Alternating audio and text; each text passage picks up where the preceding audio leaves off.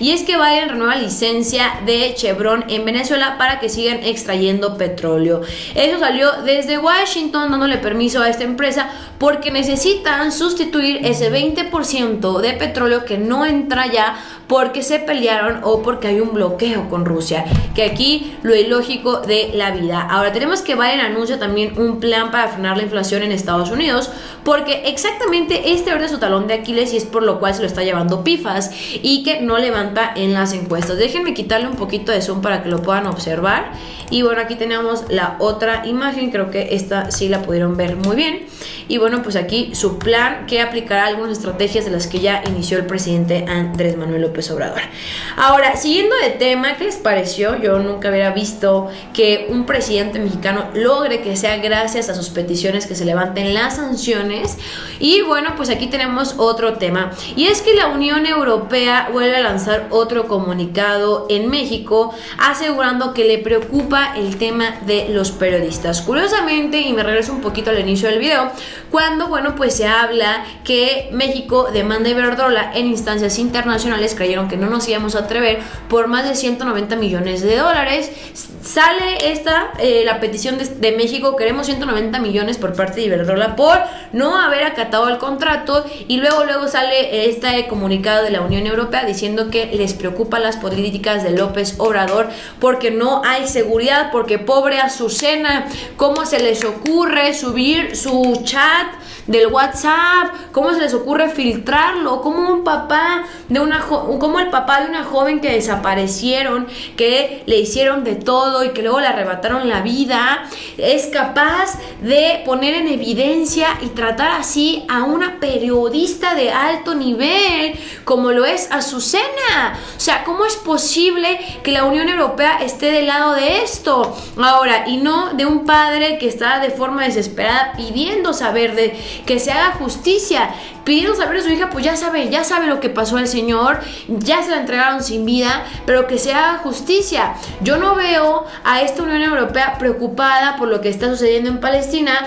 donde la policía, el gobierno va a agredir al velorio de una periodista. Aquí tenemos que en Israel atacan el funeral de la periodista palestina Shenen, que bueno, pues le quitaron la vida estos personajes o estos que están al servicio del gobierno. Yo ahí no veo a la Unión Europea, pero es así la hipocresía que se vive en estos medios o instancias internacionales. Ahora, continuando, mi querida familia, tenemos que el PAN plantea construir una segunda vuelta presidencial porque saben que no van a ganar la primera y en la segunda podrían hacer chanchullo. Esto es muy peligroso, al igual también ya salió el PRI. PRI propone una reforma electoral. A ver, ¿por qué no proponen reducir diputados? ¿Por qué no proponen reducir plurinominales, pero sí andan proponiendo dobles vueltas para poder pasar de panzazo? Pues no, o ganaste o perdiste, tan. Vamos a escuchar y dice así. Planteamos una segunda vuelta para la elección presidencial. En caso de que el ganador de la primera vuelta no alcance la mayoría absoluta, es decir, más del 50%, iríamos a una segunda vuelta, tal como sucede en otras democracias. A partir de la alternancia, las elecciones presidenciales de 2000, 2006 y 2012 se resolvieron por diferencias menores al 6%.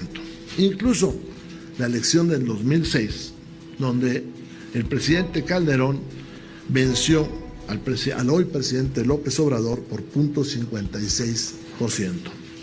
Con márgenes de victoria tan estrechos, es fundamental contar con un mecanismo constitucional como la segunda vuelta, que permita la conformación de coaliciones amplias, que las minorías también encuentren representación y que los gobiernos, sobre todo eso, los gobiernos emanen con una mayor legitimidad de origen.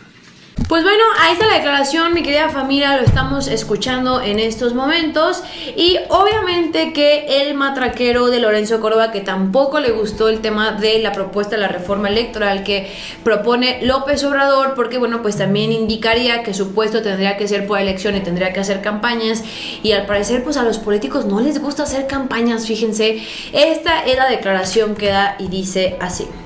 Tenemos el mismo derecho a estar representados. Por eso necesitamos un espacio de la representación de la pluralidad y ese es el Parlamento. Segundo gran problema. Después de 1988 tuvimos que reinventar el sistema electoral porque pasaba lo que les decía. Las elecciones las organizaba el gobierno. ¿Han oído hablar de la CFE dirigida por Manuel Bartlett? No estoy hablando de la Comisión Federal de Electricidad, estoy hablando de la Comisión Federal Electoral, que en 1988 era presidida por Manuel Bartlett. No era un homónimo, era el mismo. Le gustan las siglas a don Manuel, ¿no? Bueno, aquel órgano era un órgano dependiente de la Secretaría de Gobernación y en donde un partido, los partidos tenían representación plural, un partido, el PRI, tenía 16 de los 31 miembros y todos votaban. Es decir, si Bartlett, el senador y el diputado, que eran del PRI, bueno, senador no podía no ser del PRI, no había senadores de oposición, todos eran del PRI. En 1988, si esos hubieran votado con la oposición, el PRI solito, con 16 votos, podía imponer sus decisiones en el órgano electoral. El partido en el gobierno era juez y parte. Y casualmente, en ese contexto se dio una de las elecciones más polémicas de nuestra historia, en donde se documentaron distintos fraudes, en donde se cayó el sistema. El sistema se cayó en el sentido de no de que se cayó de caerse, se cayó de que se cayó de callarse. El sistema siguió funcionando, pero decidió la Secretaría de Gobernación y el PRI no hacer público los resultados durante un periodo hasta que se estabilizaran las tendencias. Claro, Cuauhtémoc Cárdenas entonces estaba ganando en la Ciudad de México, que eran los primeros votos que habían llegado, y lo que dijeron es, no, esto va a confundir a la gente, entonces callamos el sistema. Bueno, una autoridad que calla el sistema es una autoridad que está faltando a la transparencia e inyectando una gran dosis de desconfianza. Eso nos pasó en 88. Y el sistema que teníamos era inviable. La nueva necesidad, el nuevo problema a resolver era cómo inyectar credibilidad y confianza en las elecciones. Por eso en la reforma de 1990 nace el INE, se crean estos procedimientos, se inventa esta cosa que es muy mexicana, que sean las y los ciudadanos, los vecinos sorteados quienes reciben y cuentan los votos. No son funcionarios públicos.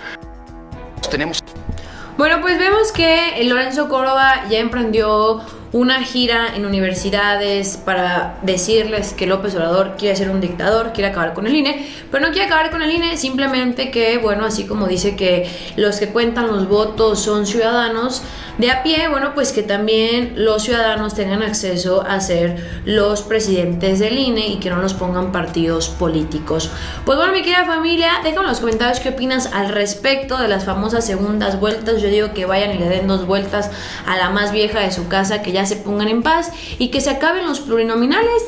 Yo les pregunto a ustedes quién los mantiene, a mí quién me mantiene. Yo tengo que trabajar, yo tengo que salir todos los días a perseguir la chuleta, a picar la papa para que salga de comer. Entonces yo no entiendo por qué debemos de mantener a personas. Supone que estamos avanzando para tener un país más igualitario y deberíamos de empezar exactamente por estos temas tan importantes. Yo soy Juncal Solano, no olvides compartir este video y nos vemos hasta la próxima. Adiós.